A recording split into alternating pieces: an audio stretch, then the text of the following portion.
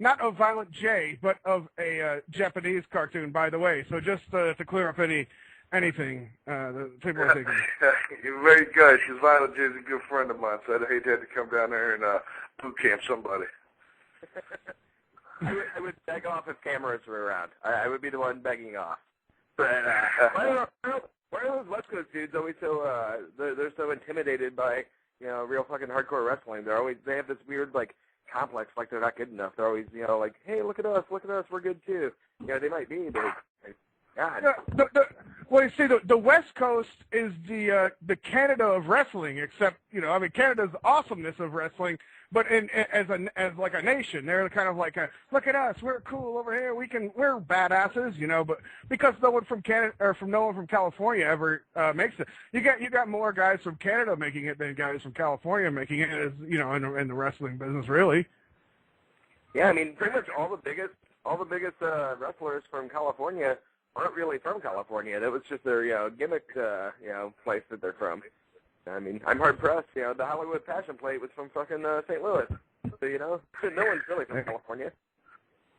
Well, I've been out. I did a lot of shows out in California. JCW. We came out there. We filmed a couple episodes of Slam TV out there in LA. There's some good talent out there in LA, and there's a lot to be seen. I'm interested to bring everything all together. I'm really interested in bringing the West Coast, East Coast guys together. CZW is really good about that, like giving a lot of the guys on the West Coast a good shot.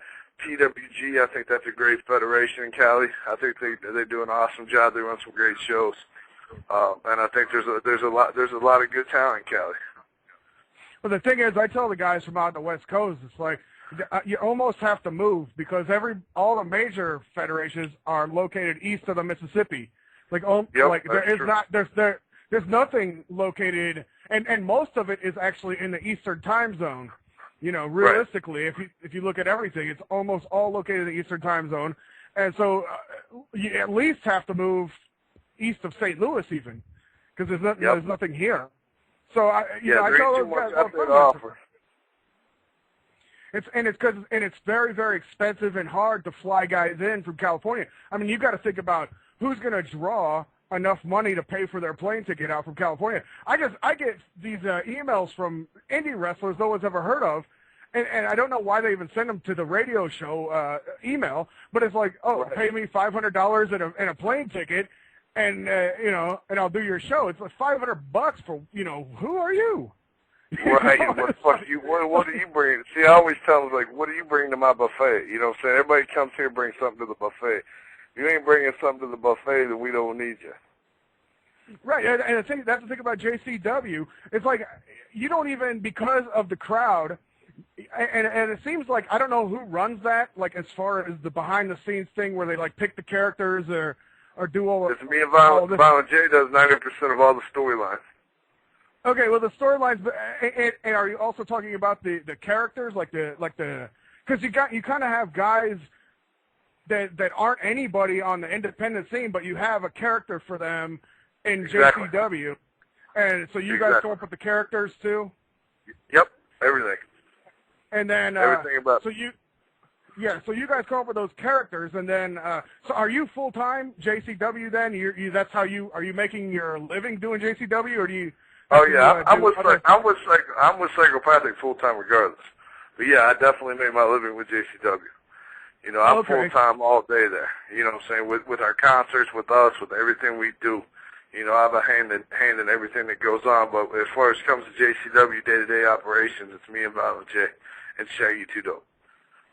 Okay, and they've got to be busy doing a lot of other things too. So you're pretty much in charge of the whole deal. I mean, you got to run it by them, but I would imagine that for the minutia, you're probably in charge of the whole thing, huh? You got it. Oh, okay. Okay, now it's coming. Now it's all coming clear. And so, I mean, basically, when you're booking these shows, and you're doing these venues, and you're obviously playing in places that have lots of booze and or all ages, which is the best combination that you could possibly have. I mean, as on a business model level, what could anybody else do what JCW is doing? You know what? I don't know. I don't even know if they'd have the resources.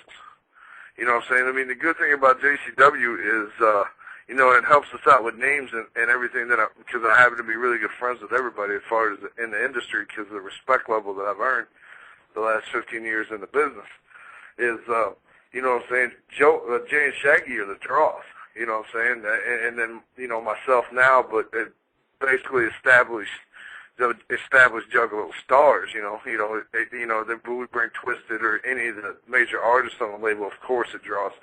But we already going to have fans, you know what I'm saying? So when we're bringing in big names like Scott Hall and them guys, good dealers with me is they're not drawing the fans. They're not coming to me, well, hey, I'm drawing so-and-so, I need $3,000. No, you're not drawing shit.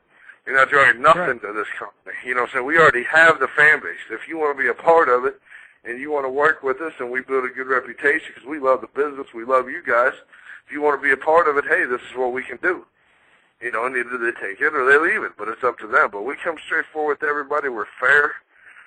It's a great time. It's a great atmosphere in the locker room. We don't deal with no egos. We don't deal with no bullshit.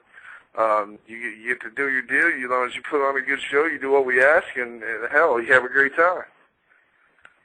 Violence Jack, you got anything you want to go in there? I have a few things to say. One, having been to several Ring of Honor shows, I ended up having fun, and I'm not taking anything away from Ring of Honor, but I had to make my own fun there.